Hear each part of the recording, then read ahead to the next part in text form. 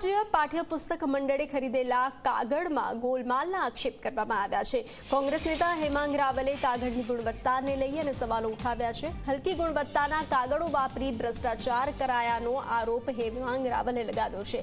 2023-24માં 107 રૂપિયા કિલોના ભાવે કાગળ ખરીદવામાં આવ્યા હતા।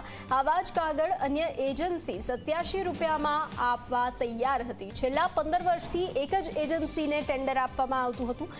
આ બાબત હાઈકોર્ટમાં પણ લઈ જવામાં આવી હતી। વર્ષ 2025માં 53.50 રૂપિયાના ભાવમાં કાગળની ખરીદી કરવામાં આવતી હતી। અલગ અલગ 3 થી 4 પ્રકારના કાગળનો ઉપયોગ કરાયો। બાળકોને આપેલા પુસ્તકના કાગળો હલકી ગુણવત્તાના હોવાના આરોપ લગાવવામાં આવ્યા છે। મે મહિનામાં કોંગ્રેસે કૌભાંડને ઉજાગર કર્યું હતું।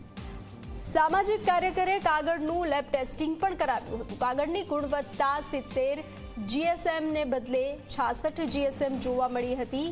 વ્હાઇટનેસ 92ના બદલે 75 સાબિત થઈ હતી। તો જવાબદારો સામે કડક પગલાં ભરવા માંગ કરવામાં આવી છે। કોંગ્રેસ દ્વારા માંગ કરવામાં આવી છે।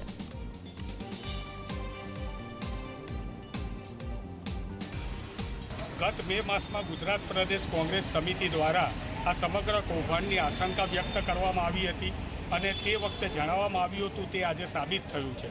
હકીકતમાં 107 રૂપિયા કિલો પહેલાં કાગળનો ભાવ હતો, એ પ્રમાણે ટેન્ડરિંગ થતું હતું, પરંતુ હાઈકોર્ટની અંદર અન્ય એજન્સીએ સપ્લાયરે કેસ કર્યો અને 87 રૂપિયે એ 107 રૂપિયાનો જ કાગળ આપવા માટે એજન્સી તૈયાર થઈ ગઈ હતી।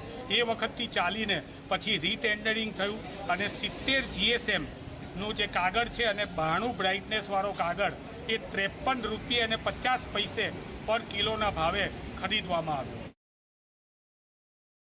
જ્યારે અત્યારે ચોપડીઓ બહાર આવી અને એનું લેબ ટેસ્ટિંગ સામાજિક કાર્યકર્તા દ્વારા કરવામાં આવ્યું, એની અંદર આ કાગળની ગુણવત્તા છે એ 66 GSM સાબિત થઈ અને આ કાગળની બ્રાઇટનેસ વ્હાઇટનેસ 92ની જગ્યાએ 75 સાબિત થઈ।